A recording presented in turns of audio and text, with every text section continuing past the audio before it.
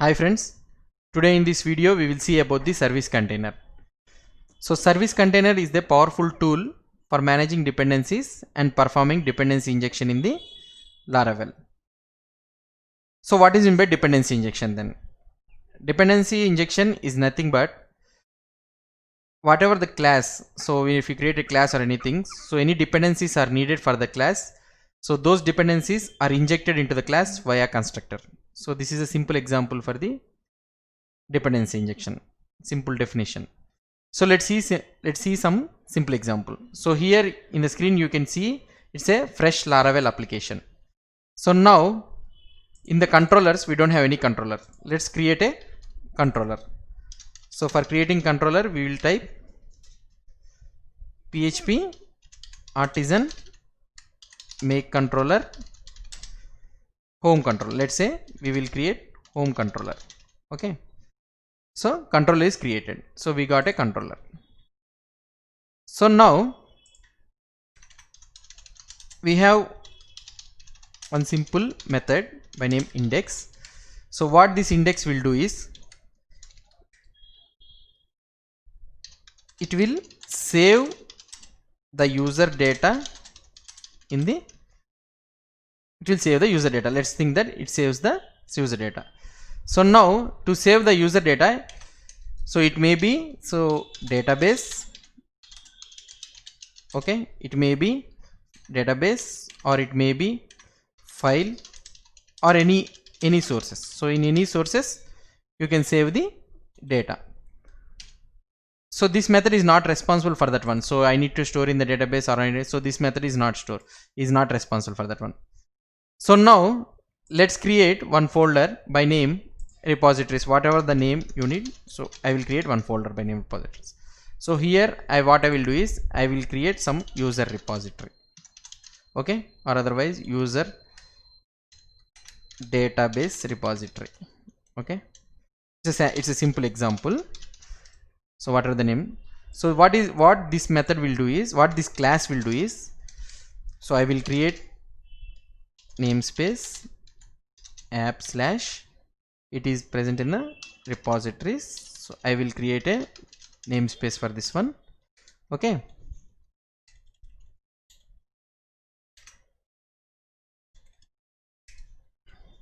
So now I create a basic class. What is the class? User database repository. Okay.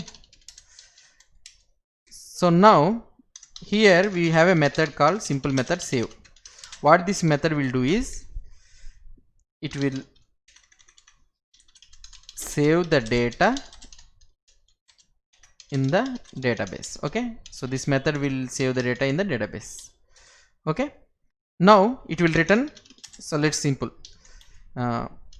save data in the database. Okay, it's same. So we have a simple example. So now we created the data, we created a simple file. So now here, in order to save the data in the database, what you will do? So first we will create new object for new user database repository, and we will call $user -save method. Okay. So in order to work this method, so what we have to do? We need to go to the routes file, and what I will do? I will go here. So whenever we call home page, so let's execute home controller @index method. Okay, it's a basic thing. So now what I will do? I will boot up the server. So now when we go here, when we go to the Chrome and we execute 8000, so what it has sent me? It has saved the data in the database. So the method got executed in the here. So now for this class to execute, so it is depending on the other class. So it is creating an instance for the user database repository, and it is calling the user. So now whenever this class is useful, so we need to use this class also. Okay, so it is dependent on this one. So this is against the rules of the dependency injection.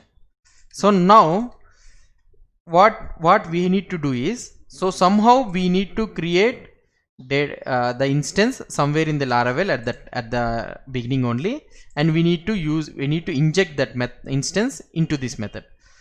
So where can we provide? So almost all of your service container bindings. So service container contains all of your these type of instances, these type of bindings, and all those things will be present in the service container. Think of service container as nothing but it consists of array of all the instances whatever we need for the Laravel application. In the previous video we have discussed. So now, so these all service. So now we need to register this this instance. So where we can register this instance. So all the service container bindings, all those things will be registered within your service providers.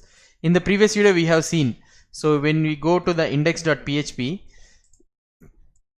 when you go to the index.php file, what you have seen, so it has created instance of this all bootstrap.app.php. So in this bootstrap.app.php, this app variable contains all the instances, all the container bindings, all the instances responsible for the Laravel application to boot up. It contains all those instances in this app variable. So now we need to inject this one into this app variable. So now in order to inject this into this service container binding, so this should be registered in the service providers. So if you go here, you will be able to see the service provider. So this one is the app service provider. Register any application services. So whatever the services you need for your application, you can register it here. So what I will do, I need that app variable. So you can get that app variable here by using this $this-app. Okay. So now $this-app, or otherwise you can use directly app off. Okay. So $this-app-. So now I need to bind bind means nothing but I need to store that instance into this service container. So you need to use bind. So what is that service, what is that class you are trying to save in that container? So user database repository. Okay. So I need to save this class. So it will return a closure function. So it will also has the app method. So now what I will do, I will return the new user database repository of this one. Okay. So now we have registered the instance in the service container. So now wherever we need this one in the home controller, so directly what you can do, you can open the construct. Okay. So in the construct you can have this user database repository. So you can have this user, and what you can do, $this-users is equal to $user. Okay, you can save this one, and you can create public variable, public property by name $users. Okay.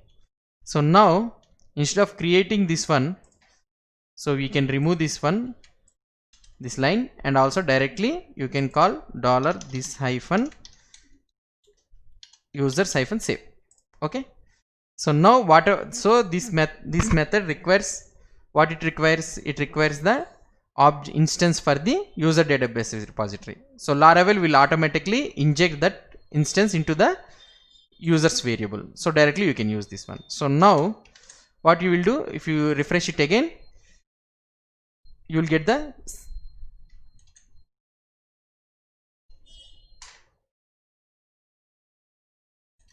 so what is the error it is saying? Syntax error expected. Okay, fine. So this type of errors you will get common. So we'll go to the app service provider. So what is the error we are getting? Okay, we have forgot to keep the semicolon. Okay, now we will refresh. So again you got the same output, saved data in the database. So now here in this one we didn't created any instance for this one. So automatically it has created the service container. It got the instance from the service container. Now we will see another magic in the Laravel. So now what I will do is I will remove this one directly. Okay, I don't want to register everything, but what I will do, I need to inject this one directly. So here if I refresh it again I got the same input. So how the Laravel knows this one? So here, for example, see, now what I will do, in our repository folder, now I have created another one, something like new file, user file repository. Okay, whatever the name you want, you can create. So now what I will do, the same thing, whatever the code I have here, I will paste it here, but here you will be renaming it to user file repository and save data in the file. So this one will save the user data in the file. Let's assume. So now I want to save the user's data in the file. So what I will do here,